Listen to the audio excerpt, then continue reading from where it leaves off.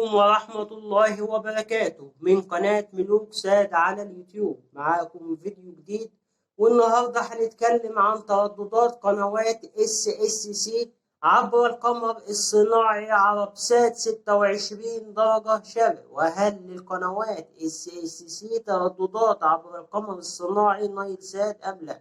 في الحقيقة إن مفيش ولا تردد موجود لقنوات SSC عبر القمر الصناعي نايل سات 7 درجات غرب. القنوات موجودة فقط عبر قمرين، القمر الأولاني وهو قمر بدر سات 26 درجة شرق، أو بيقولوا عليه عرب سات 26. التردد هيكون 12418 مع معدل ترميز 27500، والاستقطاب هيكون أفقي اللي هي حرف الاتش. يبقى التردد 12418 مع معدل ترميز 27500، والاستقطاب هيكون أفقي. أما التردد الثاني وهو تردد قناة SSC4، التردد هيكون هو 12380 مع معدل ترميز أو درجة رمز 27500، والاستقطاب هيكون أفقي لحرف الاتش. ده التردد الثاني.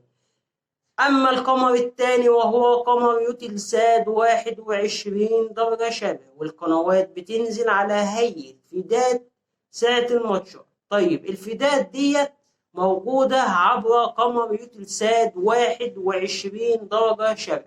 أما قمر نايل سات لا يوجد أي تردد حتى الآن للقنوات عبر القمر الصناعي نايل سات 7 درجات غرب. فكل الترددات موجودة عبر القمر عرب سات 26 وهو القمر الثابت.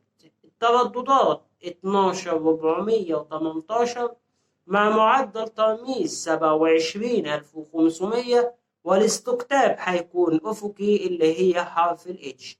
أما التردد قناة SSC4 وهو 12380 مع معدل ترميز 30000، والاستقطاب هيكون أفقي.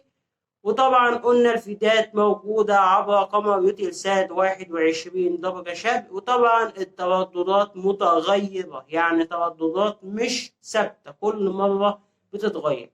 ده كانت ترددات قنوات SSC. في النهاية يا بيت الناس ما تنساش تعمل لايك واشتراك في قناة ملوك ساد، وانتظرونا في فيديوهات مقبلة. والسلام عليكم ورحمة الله وبركاته.